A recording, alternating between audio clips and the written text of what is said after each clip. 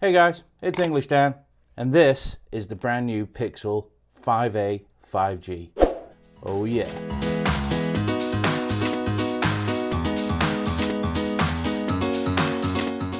Welcome back guys. So yeah, Google sent this out. I believe it's been announced today, like maybe as I'm even making this video. This is the new Pixel 5a 5G. This is the sequel, let's say, or the new version to the Pixel 4a 5G that they had last year. Not even opened the box yet, so what I'm going to do here is literally just go through what we get with the Pixel 5a. So on the back, sub 6 5G, 6.34 inch screen, 128 gigabyte of storage. This is the mostly black, gives you the model number, all pretty standard, and then it includes the Pixel 5a 18 watt USB power adapter, so there is a charger in the box, which is a good thing. Charging cable and quick switch adapter. So yeah, pretty simple, nice packaging, typical Google, minimal, clean, tidy. Obviously, that's the Pixel 5a. So let's open this thing up and have a look. They do have pull tabs on this box. Wish more manufacturers would do this, makes things so much easier. Pull the two pull tabs off. Let's have a look what's going on in here.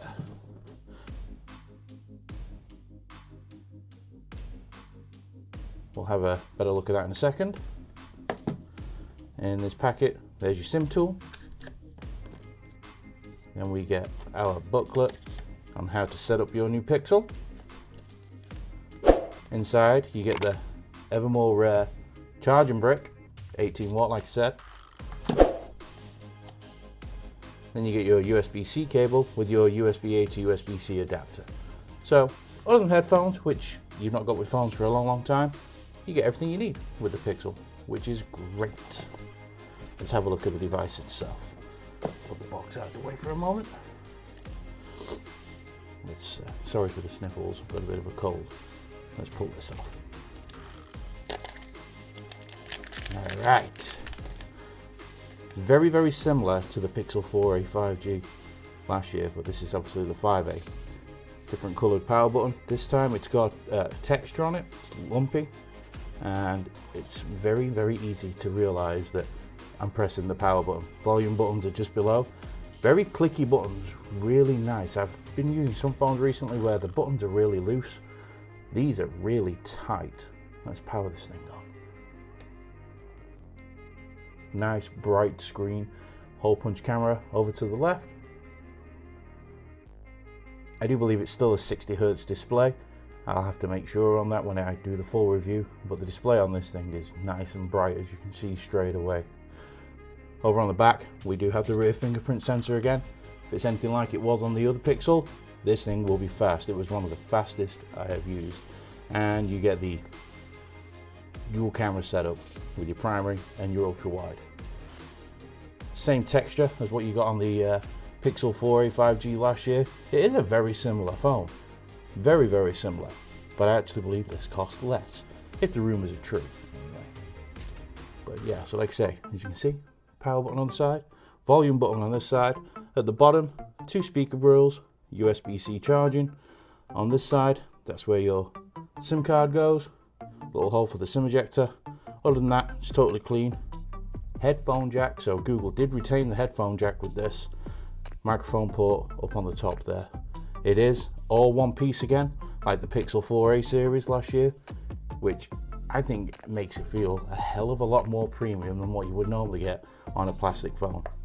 There's a plastic back, just like the 4a series, but don't let that put you off. It's not a cheap plastic, and like I say, because it's all uniform and like a unibody, it feels really good. Anyway, let's set this up and we'll have a quick first look. So as you can see, we've got this big 6.34 inch display, which is quite big. It's bigger than last year's. I think that was 6.1, if I remember rightly. I prefer that. It's got the uniform bezels all the way around. Looks really sharp. I think Google do a really good job with these mid-range devices. They really do look sharp when you're looking at them. Like I say, the hole punch camera there is in the top left corner. The fingerprint sensor, let me show you this. This does not disappoint. Again, ready? It's fast.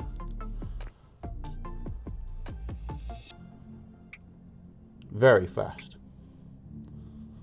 So yeah, and it hits every time. I mean, I'm doing this left-handed and I'm right-handed, and it's picking my fingerprint up, no problem. Very, very quick when you're going through the UI. As you can see with typical Google, no bloatware on that or anything, just the apps that you need that come from Google, which is the way I love Android. I think this is how everybody should go with Android. Don't get me wrong, I've got an S21 Ultra over there, but it's bloated to the max with useless duplicate apps. I don't understand why companies do that. Google do it best, just use the Google versions. So yeah, as you can see, it goes through the UI really quick. We've not even opened a browser yet, so let's just accept and continue. English Dan reviews. Open up YouTube, even though it's the web browser, you can see moves nice and smooth. Look at these weird fish cutting things. Weird. ESPN, that's quite a heavy website. Has a lot of graphics, a lot of photos, things like that. But yeah, again, see, no problems loading them all in there. Doesn't zoom. Must be an ESPN thing, that, but there you go. You can see everything's really responsive on the device. Has 6 gigabytes of RAM as well, so that helps with the speed of the device. Also, if we flick over to the left panel, you have your Google feed, which again, loaded in nice and quick. Everything just works great. Typical Pixel. This is why I love the Pixel devices, and obviously the camera.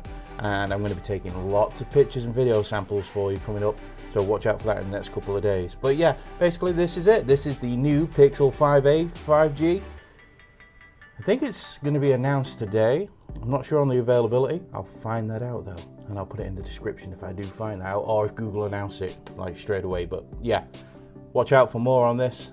Cannot wait to get into it. Alright guys, I'll catch you in the next one. Oh yeah, always on display. Nice. Alright guys, catch you later. Bye.